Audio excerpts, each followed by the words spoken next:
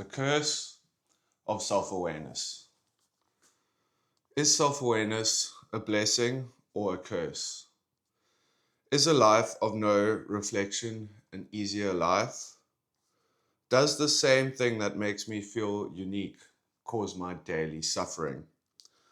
Does thinking about life take away from the experience of living? How do I escape it? How do I escape the same self reflection that sends me in circles without ever being able to find the answer? If I ever find the answer, how do I stop myself from doubting the same answer that I've spent my whole life looking for? How do I even begin to loosen the grip of my old ways of thinking? How do I break through the illusions of my own creation? How do I begin to feel happiness when happiness comes from being rather than trying to figure out the root of happiness? How do I escape the matrix that is my own mind? How do I learn to be in the moment when my mind is always trying to understand my reality? How do I allow life to unfold without feeling like I'm losing control? Does my quest for truth become my own demise? How do I tame my ego when my search for knowledge is giving my ego a new source of strength? What do I do next? Who do I turn to? Do I go within, or do I keep searching for something that can never truly be found? How do I become who I'm meant to be without losing hope in the process? So many questions, so little answers. Now I ask myself again, is self-awareness a blessing or a curse? Will I ever escape my own misery if looking for the cause is only leading to its continuation? Only time will tell. I'm in too deep now. There's no turning back. Hopefully, I do not self-destruct in the process. One of these things,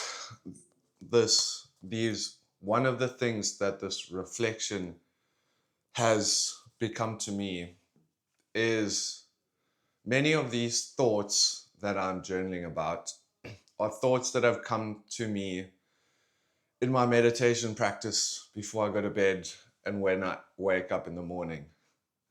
These are the thoughts that I wake up at night and can't fall asleep again while trying to escape them and quieten my mind down so that these thoughts don't consume me like they have for most of my life.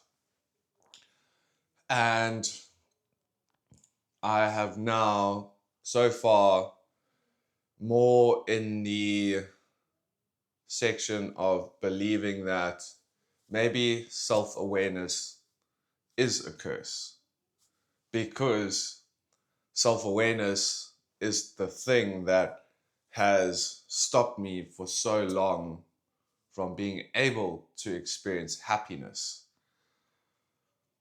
whether that be because of external situations or just that internal sense of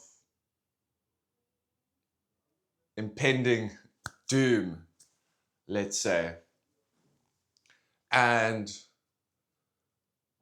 being, well, my self-awareness has seemed to become the thing that is tripping me up at so many points in my journey. I'm not able to just fully immerse myself into a new path without at the same time doubting where that path is leading and if that is actually going to be the thing that brings me happiness.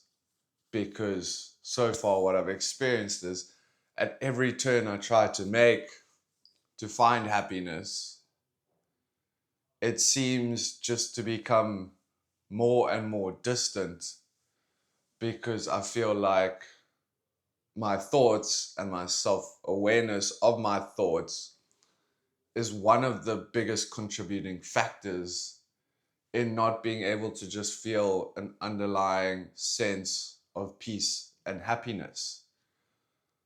Peace that would come from a quiet mind, but my mind is so incredibly active all the time that even if my external situations are perfect,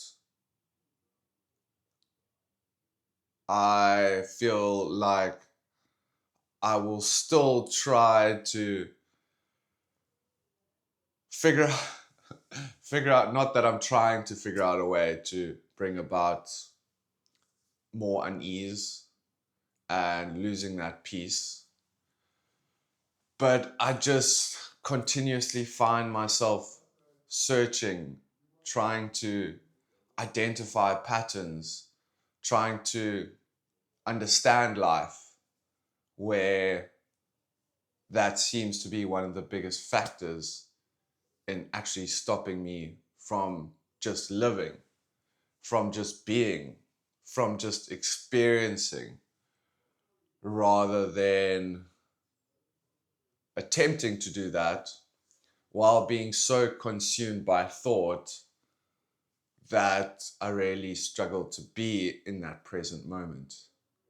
Yes, I've had glimpses from time to time, as most of us have. Otherwise, you would have truly been depressed your entire life, which I've been depressed for most of my life, but definitely in those times of depression, there has also been times of happiness.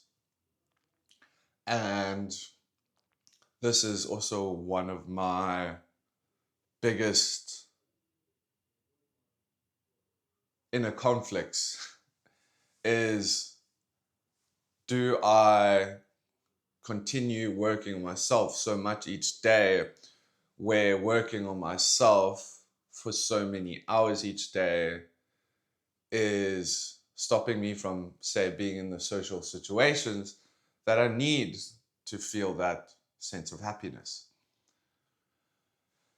And that is also where I've, again, I keep just losing hope when I look at not just the state of the world, but just how we have become so isolated as humans, living in a house that may have some family, but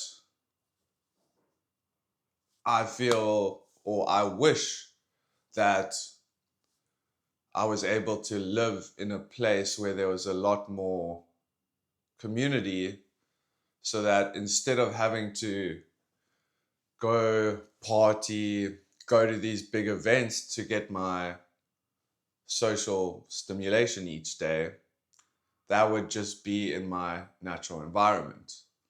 And since life has become so just disjointed and so isolating, I'm constantly finding myself having to prioritize time to go and be social, where I feel like we should be getting that social stimulation just in our immediate environment. Yes, we can have work and colleagues at work, but that's not truly the same thing as living in a community that may not be direct family, but that begins to feel like family.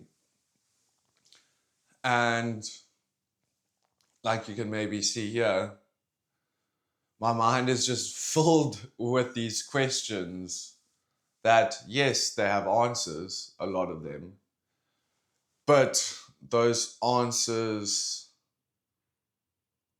would be true in an environment, or definitely not in the modern environment that we currently live in. And maybe I just need to have more faith that I will be able to find that somehow, because I am seeking it or hoping for it. But then again, am I just going to continue manifesting the hoping and wanting instead of just allowing things to be and knowing that it will come? So again, so many questions, so little answers. And when there are answers, it's not just a straightforward black and white answer. There's a lot of nuance that goes into that answer. So I don't know if I'm truly learning more about myself or just sending myself in more circles. But I've always had these sort of thoughts, these type of thoughts, and I've always wanted to be able to have a way of externalizing it as opposed to keeping it all internal, which I had been doing for so long. And this is my attempt at externalizing many of those thoughts in a way that I can hopefully be better equipped to unpack them now that they are not just within my own head, but I'm actually getting it out into the world. So, once again, thanks for watching. I hope that this is not sending you into a self-awareness spiral of trying to figure out something that I think is impossible to actually fully figure out and understand in its entirety. And even if we do begin to understand it, that will be subjective no matter what, because just describing something in terms of language limits you to a spectrum that that language has in terms of the words used. I feel like most of these things should more come from a space of knowing and being, but how do we experience that without allowing our thoughts to possibly jeopardize it at the same time? So thanks for watching, and I'll see you again here tomorrow.